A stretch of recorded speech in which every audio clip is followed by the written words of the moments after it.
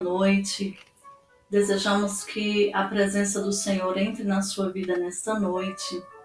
Sejam todos muito bem-vindos a essa live e eu quero te convidar nessa noite a iniciarmos este tempo orando ao Senhor. Você é muito bem-vindo, a sua família, seus amigos, seus irmãos, e nós queremos pedir ao Senhor que a graça e a misericórdia do Senhor esteja sobre nós de uma maneira profunda e sobrenatural. Vamos orar? Senhor, meu Deus e meu Pai, nesta noite nós agradecemos a Ti por Tua infinita misericórdia, por Tua graça, por Tua...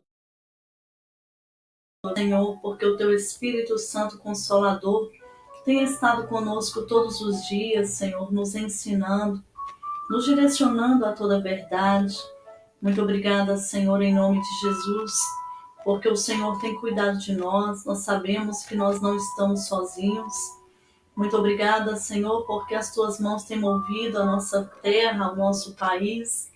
Obrigada, Senhor, porque nas Tuas palavras, na Bíblia Sagrada, nós encontramos, Senhor, as direções que precisamos. E nesta noite, Pai, Deus Todo-Poderoso, nós te convidamos.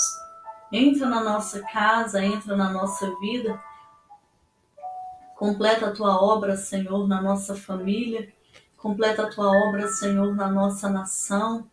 Muito obrigada, Pai, porque as Tuas mãos têm sustentado o universo. Muito obrigada, Senhor, porque se não fossem as Tuas mãos, nós não saberíamos como nós estaríamos vivos. E muito obrigada, porque se o Senhor não estivesse ao nosso lado, os nossos inimigos já teriam nos engolido vivos.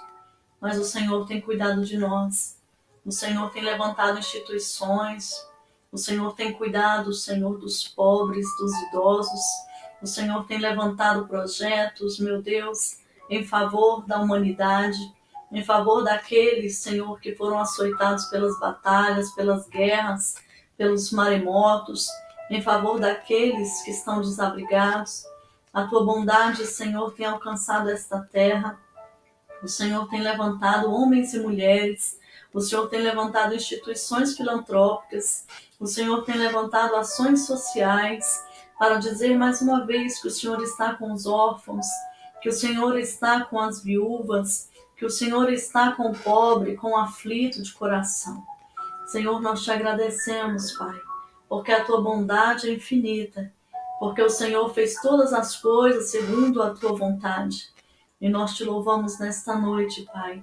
Pedimos ao Senhor, meu Deus, que continue a derramar sobre nós a Tua misericórdia, continue a derramar sobre nós a Tua graça, continue a derramar sobre nós a Tua bondade. Senhor, em nome de Jesus Cristo, Pai, nós queremos te adorar, nós te adoramos, nós te engrandecemos, meu Deus. Nós pedimos que o Senhor vá de encontro àquelas famílias que perderam entes queridos. Nós pedimos, Pai, que o Senhor console os corações daqueles que estão enlutados. Nós oramos, meu Deus, para que o Senhor continue movendo a nossa nação. O Senhor está no trono, o Senhor é soberano sobre tudo. Meu Deus, e tudo o que ocorre está debaixo do Teu controle. A Tua palavra diz que não cai nenhuma folha de uma árvore se o Senhor não permitir. Por isso, meu amado, continua se movendo em favor desta terra. Vai de encontro aos enfermos, vai de encontro, meu Senhor, aos profissionais de saúde, Senhor, aos médicos, aos enfermeiros, a todos os profissionais de saúde que têm se envolvido, ou de forma direta ou de forma indireta nestas situações. Nós queremos pedir a Tua proteção sobre eles. Pedimos a proteção, Senhor, sobre todos os estabelecimentos que vão começar a se abrir. Pedimos a Tua proteção, Senhor amado, sobre todas as pessoas que às vezes precisam pagar uma conta, precisam ir a um banco. Meu Deus, e por mais que tentemos evitar aglomerações, sempre existe. Nós pedimos a proteção do Senhor sobre os habitantes da terra, Senhor, e nós oramos para que a graça do Senhor e a misericórdia do Senhor nos alcance, em nome de Jesus Cristo. Aleluia. Que Deus te abençoe nesta noite. Eu quero falar um pouquinho para nós nesta noite sobre a solidariedade. Eu estava orando e perguntei ao Senhor o que o Senhor deseja falar com este povo nesta noite, Pai. E o Senhor me trouxe fortemente no coração para falarmos sobre a generosidade, né? Então, a generosidade é a virtude daquele que se dispõe a sacrificar os próprios interesses em benefícios de outras pessoas. Então, nós vamos abordar algumas facetas da generosidade, não só na vida pessoal, como no amor ao próximo, né, mas também a generosidade em todos os aspectos, né, em relação às igrejas também, em relação à ajuda ao próximo neste momento onde o Brasil está vivendo esse tempo difícil. E eu quero te convidar nesta noite a abrir a sua Bíblia em 2 Coríntios, no capítulo 8. Diz assim: Agora, irmãos, queremos que vocês tomem conhecimento da graça que Deus concede às igrejas da Macedônia.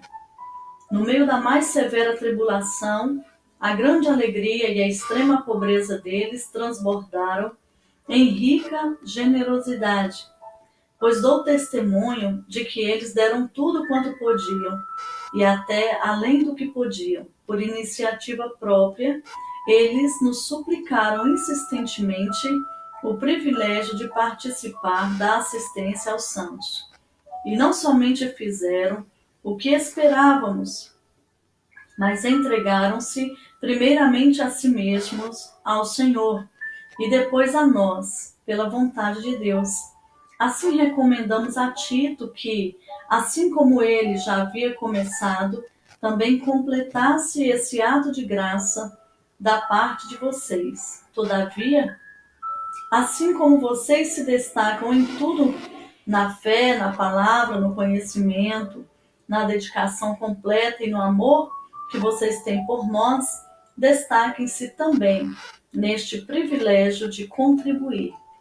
Não lhes estou dando uma ordem, mas quero verificar a sinceridade do amor de vocês, comparando-o com a dedicação dos outros. Pois vocês conhecem a graça de nosso Senhor Jesus Cristo, que sendo rico, se fez pobre por amor de vocês, para que por meio de sua pobreza, vocês se tornassem ricos. Este é meu conselho. Convém que vocês contribuam, já que desde o ano passado vocês foram os primeiros não somente a contribuir, mas também a propor esse plano. Agora, completem a obra, para que a forte disposição de realizá-la seja igualada pelo zelo em concluí-la de acordo com os bens que vocês possuem. Porque se a prontidão, a contribuição é aceitável de acordo com aquilo que alguém tem, e não de acordo com o que não tem. Nosso desejo não é que outros sejam aliviados enquanto vocês são sobrecarregados, mas que haja igualdade. No presente momento, a fartura de vocês suprirá a necessidade deles, para que, por sua vez, a fartura deles supra a necessidade de vocês. Então, haverá igualdade. Como está escrito, quem tinha recolhido muito não teve demais, e não faltou a quem tinha recolhido pouco. Agradeço a Deus por ele ter posto no coração de Tito o mesmo cuidado que tenho por vocês.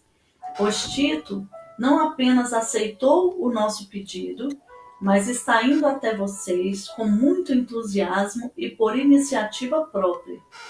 Com ele estamos enviando o irmão que é recomendado por todas as igrejas por seu serviço no Evangelho. Não só por isso, mas ele também foi escolhido pelas igrejas para nos acompanhar quando formos ministrar esta doação, o que fazemos para honrar o próprio Senhor e mostrar a nossa disposição. Queremos evitar que alguém nos critique quanto ao nosso modo de administrar essa generosa oferta, pois estamos tendo cuidado de fazer o que é correto, não apenas aos olhos do Senhor, mas também aos olhos dos homens. Além disso, estamos enviando com eles o nosso irmão, que muitas vezes e de muitas maneiras já nos provou que é muito dedicado. E agora ainda mais, por causa da grande confiança que ele tem em vocês. Quanto a Tito, ele é meu companheiro e cooperador entre vocês. Quanto a nossos irmãos, eles são representantes das igrejas e uma honra para Cristo. Portanto, diante das demais igrejas, demonstre a esses irmãos a prova do amor que vocês têm e a razão do orgulho que temos de vocês. Então, antes de nós começarmos a falar sobre generosidade, precisamos entender o que estava acontecendo naquela época, quando Paulo escreveu esta carta à igreja de Corinto, né? O Senhor tocava muito no meu coração sobre esse texto e vou repetir para você que chegou agora.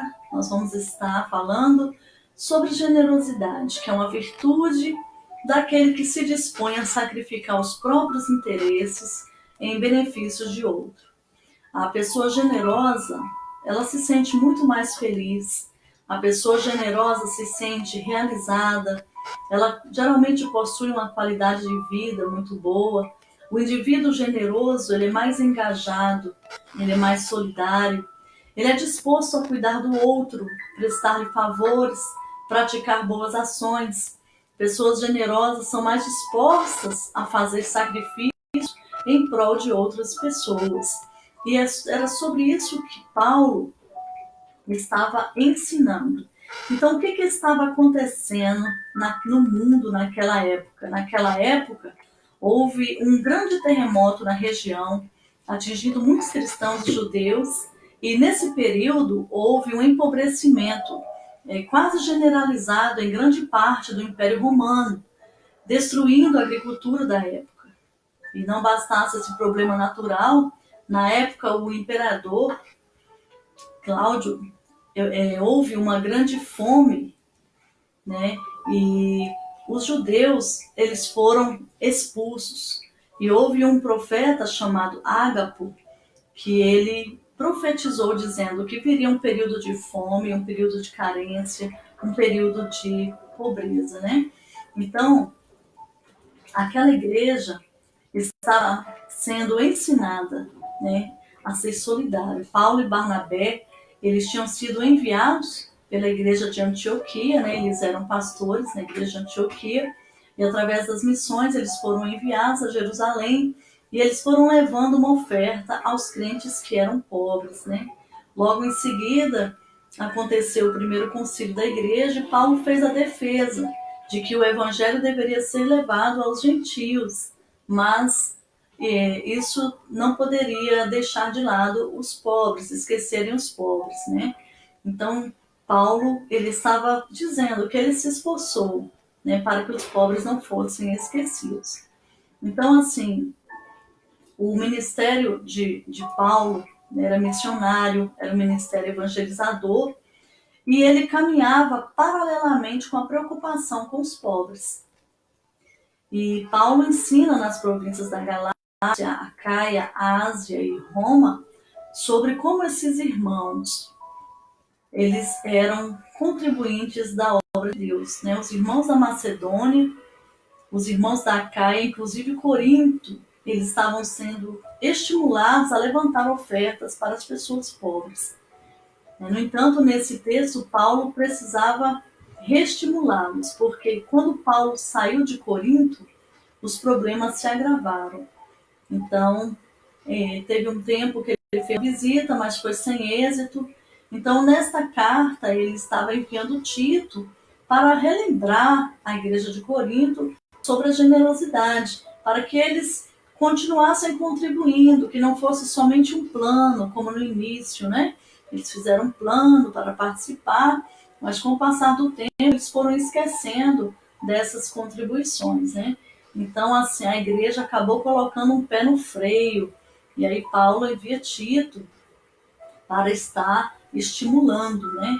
E nós temos esse tempo agora, e nós como igreja precisamos estar atentos aos nossos irmãos, às famílias menos favorecidas da igreja, para observar se elas estão precisando de algo, Talvez você tenha um irmão que mora na sua rua, talvez você tenha um irmão que mora ao lado da sua casa, né? E você sabe que esse irmão é uma pessoa que precisa de ajuda, então é muito pertinente que você também abra o seu coração e pergunte se pode ajudá-lo em alguma coisa, se ele está precisando de algum tipo de mantimento.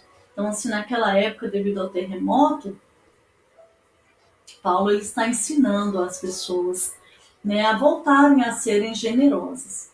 E a contribuição cristã, a primeira coisa que ele relembra aos coríntios é que a contribuição cristã, ele diz assim: irmãos, queremos que vocês tomem conhecimento da graça que Deus concedeu à igreja da Macedônia. A contribuição cristã é uma graça de Deus concedida à igreja. Então, contribuição, irmãos, é algo que Deus nos dá o privilégio de participar. Parece que quando somos generosos, nós estamos expressando algo que é nosso. Mas não é isso que Paulo ensina. É uma graça que Deus nos dá para podermos ser generosos. Tudo que nós temos foi o Senhor que nos deu. Então, a partir desse pressuposto, eu sou agraciado quando eu posso ajudar alguém. Paulo está dizendo: olha, aquelas igrejas, mesmo passando por tribulações e pobrezas, eles tiveram condições de contribuir. Então, a igreja de Corinto, na verdade, ela não estava crescendo na área das contribuições das igrejas necessitadas. E o assunto de Paulo era levantar uma contribuição voluntária para abençoar aqueles crentes vitimados pelo terremoto naquela época. Então, é possível crescer em outras áreas, mas deixar alguma área sem crescimento. E nesse caso aqui, Paulo estava querendo que eles crescessem na área da generosidade. A contribuição também, ela é clara aqui que ela é paradoxal. Né? O que é um paradoxo? São duas coisas diferentes, como se fossem dois extremos. Né?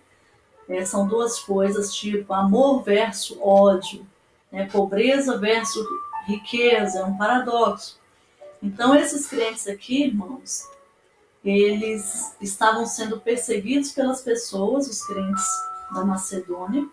Eles estavam sendo oprimidos pelas circunstâncias, ou seja, problemas de pessoas, circunstâncias de pessoas. Todavia, apesar de tudo, eles se mostram altamente generosos na hora da perseguição.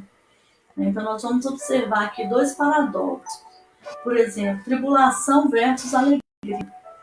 Essa igreja aqui, ela foi implacavelmente perseguida, seus bens foram expoliados, eles estão sendo arrastados, pressionados, afligidos, machucados, mas apesar dessa perseguição, eles exultam em alegria. As suas reações são transcendentais, ou seja, vai muito além, né, do que humanamente se espera. Então, assim, por exemplo, é muito comum no Brasil, especialmente nesse tempo, que as pessoas estão bem preocupadas, né? Algumas, a maioria, com a volta de Cristo, com o anticristo, se é o fim, se não é o fim, se haverá perseguição, se não haverá perseguição, né? Então, assim, as pessoas têm muito medo de perseguições, mas eu quero te falar uma coisa: a perseguição, ela nunca paralisou a igreja. Os períodos de maiores crescimentos da igreja foi no período em que a igreja foi perseguida. E geralmente quando nós sofremos, é natural que só pensemos em nós, nos nossos problemas, nas nossas carências, mas essas pessoas aqui não. Mesmo sendo perseguidas, elas conseguiram ir além. Né? Elas conseguiram ter alegria por poder contribuir. Né? O outro paradoxo é uma profunda tristeza que essa igreja da Macedônia vivia versus profunda riqueza, ou seja, eles não contribuem porque eles são ricos. Eles contribuem apesar de serem pobres. Eles não deram aquilo que sobejava, eles deram apesar do que lhes faltava. Então, a palavra aqui de profunda pobreza é a mesma palavra quando Jesus descreve a pessoa do espírito pobre, né? Então, assim, é aquela pessoa que não tem o supérfluo, e a outra pobreza descrita aqui é aquele pobre que não tem nada. Então, quando Jesus ele vai falar do pobre de espírito, ele está falando do pobre paupérrimo mesmo, desprovido de tudo. Então, essas pessoas aqui passaram momentos que elas estavam desprovidas de tudo. Essa era a realidade daquela igreja. Mas, apesar da pobreza, ela era rica, porque ela era generosa. Porque aquela igreja, ela estava pobre porque antigamente a região era riquíssima, né? Todavia, os romanos dominaram as minas de ouro, de prata, os romanos impuseram sobre eles impostos altíssimos, vieram as guerras, vieram as invasões bárbaras, a colonização, a reestruturação da província, e tudo isso produziu na Macedônia uma extrema pobreza. E o que é curioso é que Paulo está tratando o assunto de uma região pobre dentro de uma igreja que era rica, porque Corinto era uma região muito rica. Em Corinto estavam 2 portos e tinha um comércio bem dinâmico. Então, o que ocorre é que a região rica não contribui, a região pobre contribui. Aqueles que menos têm são aqueles que mais contribuem. Então, o apóstolo Paulo está dizendo aqui que eles, apesar da extrema pobreza, eles conseguiam ser ricos no sentido de serem generosos. E ele ensina ainda que a contribuição cristã ela é transcendental em sua oferta. No verso, deixa-me ver aqui, 3 diz: pois dou testemunho de que eles deram tudo quanto podiam, e até além do que podiam, por iniciativa própria, né? Então a contribuição foi transcendental, eles deram além, eles deram mais do que se esperava, e as ofertas deles foi uma oferta sacrificial, foi uma oferta de fé, pois deram além da sua capacidade. Calvino dizia o seguinte, que os pagãos eles eram mais generosos em ofertar para os seus deuses do que os cristãos davam ao reino de Deus. E algumas pesquisas estatísticas já abordaram que os cristãos gastam muito mais com cosméticos e Coca-Cola do que em contribuições generosas. Eu creio que o Senhor quer que mudemos este quadro. Aquelas pessoas da Macedônia, eles eram transcendentes na disposição de dar. Eles davam, mas eles não eram solicitados a dar. Eles davam por iniciativa própria. Eles queriam participar. Eram eles que pediam para participar. Sabe? Eles que estavam pedindo para contribuir. O apelo parte dos bancos para os púlpitos. São os macedônios que estão insistindo para contribuir, para ajudar as igrejas pobres, aquelas pessoas que participaram daquele terremoto, né, que foram vítimas daquele terremoto naquela época. Então, assim, a palavra do Senhor diz assim, olha, no capítulo 8, no verso 6, assim recomendamos a Tito, que assim como ele já havia começado, também completasse esse ato de graça da parte de vocês. Então, graça, eles queriam participar. Essa palavra participar aqui, no seu original, é koinonia. Né? Eles queriam dar assistência, que a palavra no original é diaconia. Ou seja, eles querem servir, eles queriam ter comunhão mesmo com aqueles que eles não conheciam. E como resultado da graça de Deus que agia na vida deles, eles queriam servir aos irmãos. A Bíblia diz, é muito claro, mais bem-aventurado é dar do que receber, né? Essa foi a atitude de Maria, quando ela derrama o perfume aos pés do Senhor, um perfume que valia 300 denários, né? Um perfume caríssimo, que custava 300 dias de serviço, né? Vamos supor aí mais ou menos uns 5 mil reais, se fosse hoje. E muitos naquela época acharam um desperdício, mas Maria, ela deu o melhor, deu sacrificialmente, não deu porque foi exigido, essa graça, né, uma graça sublime. Então a dádiva deles era transcendente ao ponto de darem toda a vida. Eles deram-se, a Bíblia é muito clara quando mostra que eles deram-se primeiramente ao Senhor. Então, assim, eles não estavam abençoando aquelas pessoas que foram vítimas do terremoto, né? Não, eu vou fazer isso aqui porque para depois ninguém me cobrar, não. Eles fizeram porque primeiro eles deram as suas vidas ao Senhor. Então, assim, eles se entregaram primeiro como sacrifício, dizendo: Deus, tudo que é meu é teu, né? O que o Senhor quiser usar de mim, fique à vontade. E a graça de Deus, irmãos, quando ela toca o nosso coração, ela toca as nossas mãos. Quando ela toca o nosso coração, ela toca o nosso bolso, sabe? Ela nos dá uma iniciativa própria. A contribuição de Paulo, ele ensina que a contribuição é algo que vem da alma, sabe? É quando você se entrega a Deus primeiramente. Então a generosidade é muito mais do que uma questão de dar, é uma graça. Tem um teólogo que diz: não é todo aquele que dá o que não pode reter para ganhar o que não pode deter. Vou repetir: não é tolo aquele que dá o que não pode reter para ganhar o que não pode deter. Então, assim, não é atitude tola você ser uma pessoa generosa, né? A contribuição cristã, apóstolo Paulo ensina aqui, vou continuar a leitura. Assim recomendamos a Tito que, assim como ele já havia começado, também completasse esse ato de graça da parte de vocês. Então, a contribuição cristã, a generosidade cristã em todos os âmbitos, tanto do amor ao próximo quanto do amor às igrejas, é uma contribuição progressiva em sua prática. Nós não somos o que prometemos, nós somos o que fazemos.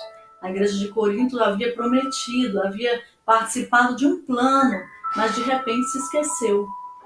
Então nós somos o que fazemos. Progresso em várias áreas da vida, muitos temos, né? Aqui no caso, eles tinham crescido na ortodoxia, eles tinham crescido na fé, eles tinham crescido na área política, eles haviam crescido na área dos estudos, cresceram na área organizacional, mas eles eram deficientes na área da contribuição. Então é possível que um crente cresça em algumas áreas e outras não. É possível que ele esteja como aquele homem que talvez estava tudo ok, mas a sua mão estava ressequida. E eu te pergunto nessa noite, qual é a área da sua vida que está ressequida? Será que na área da generosidade, da contribuição, da solidariedade, nossas mãos estão curadas? Porque o Senhor deseja curar as nossas vidas de uma forma plena, né? Então, não se assiste aos necessitados só com boas intenções. A prática vem antes do querer. Por exemplo, às vezes nós fazemos coisas que nós não queremos. Tem dia que você vai para o trabalho, mas você não quer. Tem dia que você lê a Bíblia, mas nesse dia você está com preguiça. Tem dia que você estuda, mas você não quer levantar. Então, assim, a prática vem antes do querer. Às vezes fazemos coisas sem vontade, mas nós fazemos. Trabalhamos, estudamos, nos cuidamos, né? Então, se a gente fizer só o que a gente deseja, a gente vai acabar negligenciando muitas coisas na vida cristã. Outra coisa que Paulo ensina muito bem aqui é que a contribuição não é o resultado da pressão dos homens, mas do exemplo de Cristo. Ele diz: eu não estou dando uma ordem a vocês, mas quero verificar a sinceridade do amor de vocês, comparando com a dedicação dos outros, pois vocês conhecem a graça de nosso Senhor Jesus Cristo, que sendo rico se fez pobre por amor de vocês, para que por pobreza vocês se tornem ricos. Então, assim, existem motivações no nosso coração, né? Nós temos que cuidar dessa motivação. Então, as duas motivações aqui que Paulo deixa muito claro. A contribuição ela deve ser motivada pelo amor ao próximo, né? O próximo deve ser um amor diligente. E o pecado, irmãos, é tão sutil que ele leva as pessoas a fazer algo bom com a motivação errada. Não basta apenas a ação certa, mas a motivação certa. Tem pessoas que doam muitas coisas, mas elas querem ser aceitas, elas querem aparecer. E não é essa a motivação. É tão forte isso, que é claro quando a Bíblia diz: se a tua mão direita fizer algo, a esquerda não precisa saber. Então, quando você faz o bem, Você não precisa ficar tocando trombeta, mostrando para todo mundo. Ele diz assim, olha, eu não quero que vocês façam por pressão, não, porque eu estou dando uma ordem, não. Mas eu quero provar a sinceridade do seu amor. Sinceridade significa sem cera, né? Antigamente, quando as estatuetas se quebravam, haviam pessoas sem caráter que iam lá na estatueta, pegava, passava uma cera para vender, como se não tivesse sido trincada.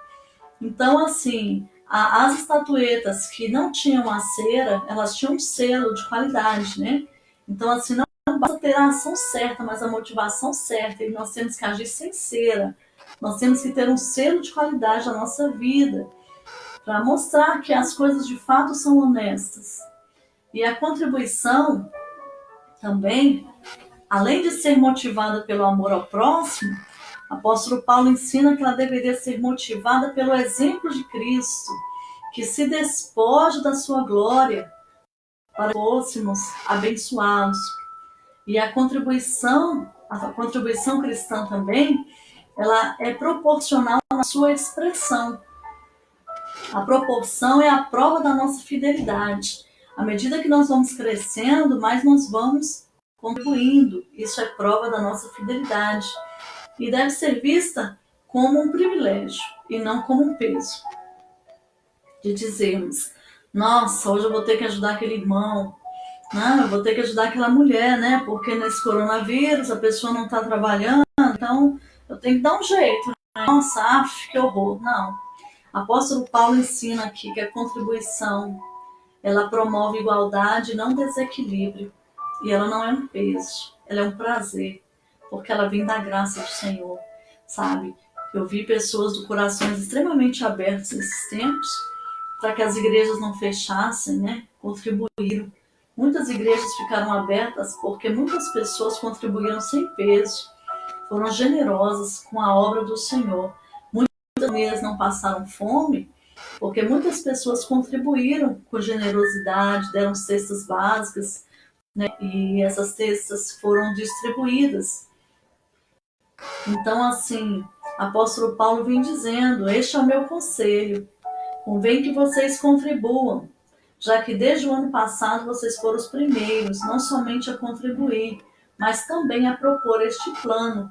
Agora completem a obra, para que a forte disposição de realizá-la seja igualada pelo zelo em concluí-la. Porque se há prontidão, a contribuição é aceitável de acordo com aquilo que alguém tem e não de acordo com aquilo que alguém não tem. Então, a contribuição promovia uma igualdade, não um desequilíbrio, não ia ficar pesando sobre os outros, não. Todos deveriam, né, na verdade, contribuir. Então, a contribuição proporcional, também Paulo está dizendo, né, como se ele estivesse explicando assim, além da semeadura. Na verdade, ele, como se estivesse dizendo, o provedor de hoje pode ser o necessitado de amanhã. E o que é necessitado hoje pode ser o provedor de amanhã. Então, irmãos, a vida ela dá muitas voltas. E a famosa fase dos reformadores é o mistério do pobre no ministério do rico, né? Então, o Senhor nos abençoa e nos prospera para que possamos semear, para sermos abençoadores, né? Você tem, então você dá, porque isso é graça do Senhor.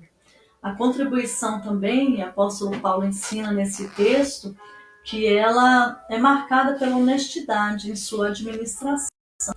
Então, Paulo, ele deixa muito claro aqui, né, sobre as sementes. Ele diz, olha, o nosso desejo não é que outros sejam aliviados enquanto vocês são sobrecarregados, mas que haja igualdade.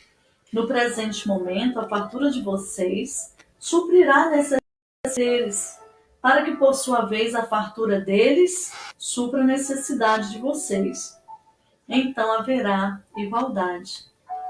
Como está escrito, quem tinha recolhido muito não teve demais, e não faltou a quem tinha recolhido pouco. Então, à medida que eles se ajudavam, né, a igualdade ia tomando o seu lugar. Então ele vem agradecendo, né, porque recebeu a mesma direção que ele recebeu, e ele também vem agradecendo aos irmãos que trabalhavam com ele. Então, assim, é muito claro essa questão da generosidade na nossa vida. E eu queria ler para vocês aqui mais alguns exemplos, né, que falam sobre essa liberalidade, essa bênção que a gente deixa fluir para o nosso irmão. Olha só. Em Atos 2, do 44 ao 46, diz assim: os que criam mantinham-se unidos e tinham tudo em comum. Vendendo suas propriedades e bens, distribuíam a cada um conforme a sua necessidade. Todos os dias continuavam a reunir-se no pátio do templo, partiam pão em suas casas e juntos participavam das refeições com alegria e sinceridade de coração. Então, na igreja, antigamente, eles dividiam tudo, né? Até as propriedades. Hoje, você pode ajudar alguém. Amém, queridos? Em Atos 4, 32, 34, 37, da multidão dos que creram, uma era a mente e um o coração. Ninguém considerava unicamente sua coisa alguma que possuísse, mas compartilhavam tudo o que tinha. Não havia pessoas necessitadas entre eles, pois os que possuíam terras ou casas as vendiam, traziam o dinheiro da venda e o colocavam aos pés dos apóstolos, que o distribuíam, segundo a necessidade de cada um. Em Atos 11, 29 e 30 diz assim: os discípulos, cada um segundo as suas possibilidades, decidiram providenciar ajuda para os irmãos que viviam na Judéia, e o fizeram, enviando suas ofertas aos presbíteros pelas mãos de Barnabé e de Saulo.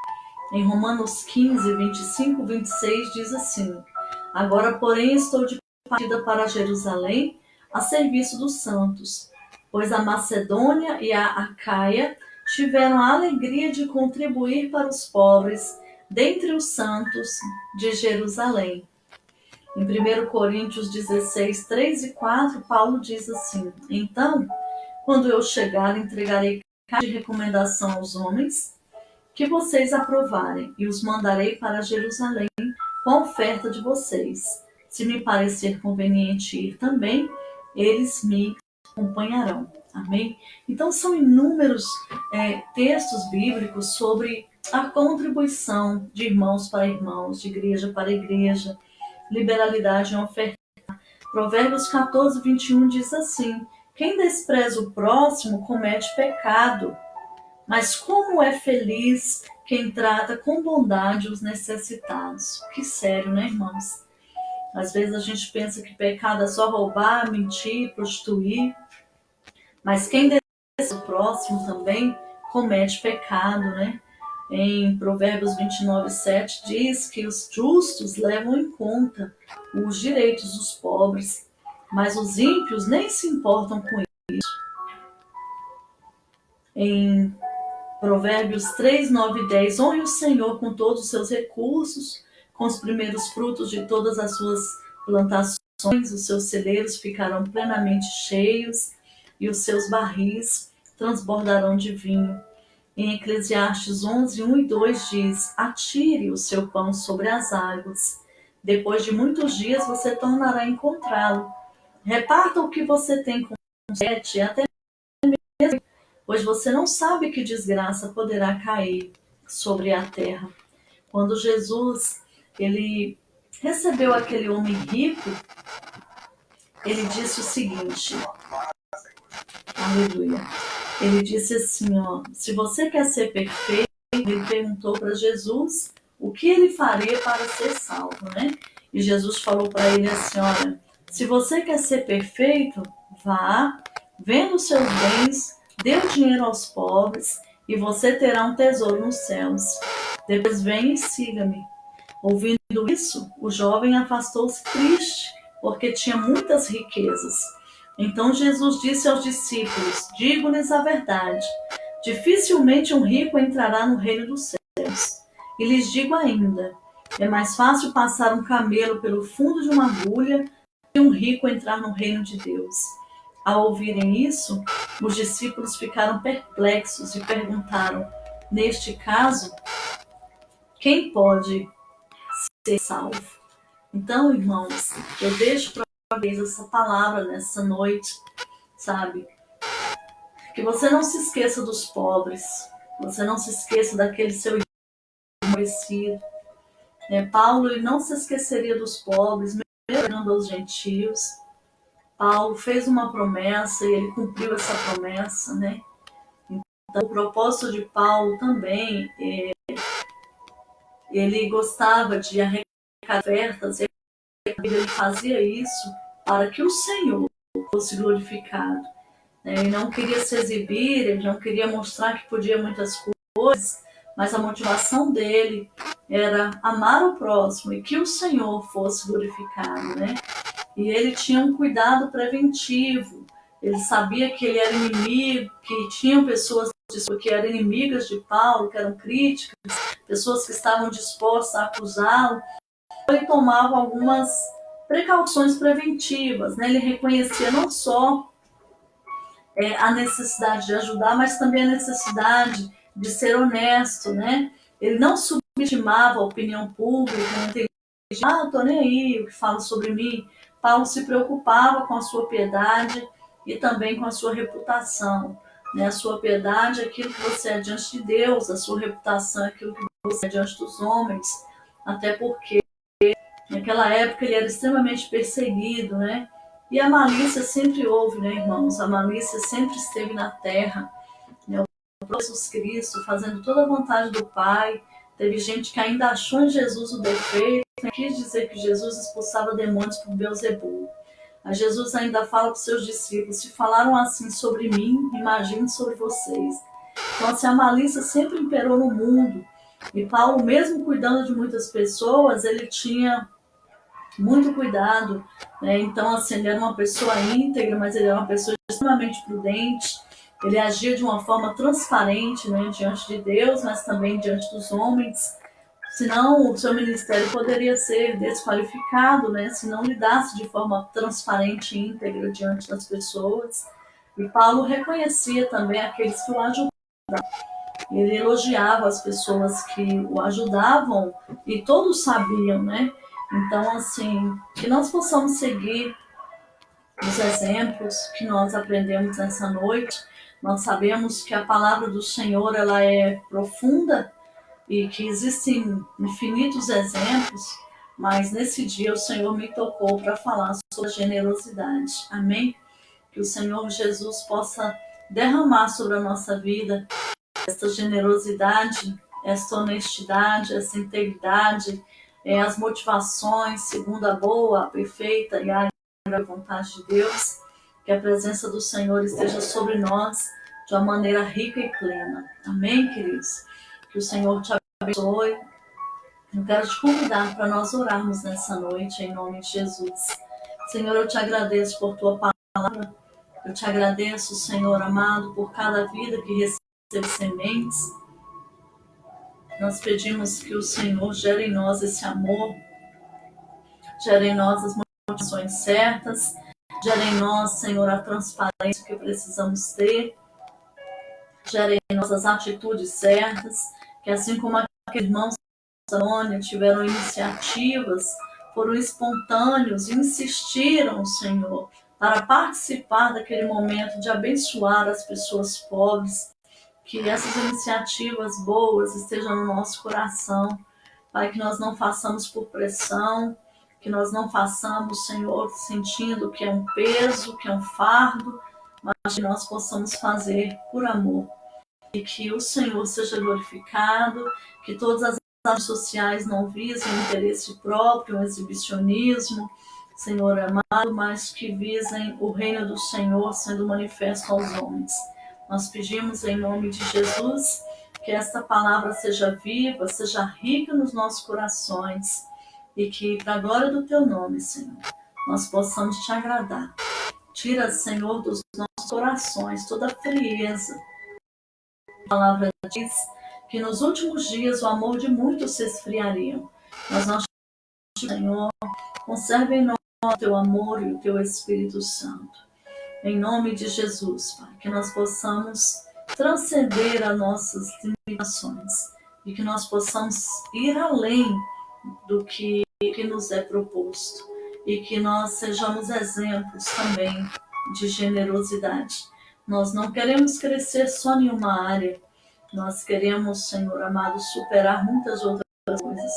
Nós queremos ir além, nós queremos de fato entrar nessa via, nesse viés, Senhor, do amor, nesse viés da generosidade. Senhor, em nome de Jesus, que foi construído pelo Senhor até na cruz do Calvário, meu Pai. Que nós possamos entrar neste caminho, neste fluxo do nosso coração. Tira a dureza do nosso coração. Tira a antipatia do nosso coração, meu Deus, no mundo de tantas malícias, Pai. Nós queremos sentir a bondade do Senhor e expressar isso através do nosso viver. Em nome de Jesus, meu Senhor. Gera em nós o fluir desta palavra, o fluir desta essência.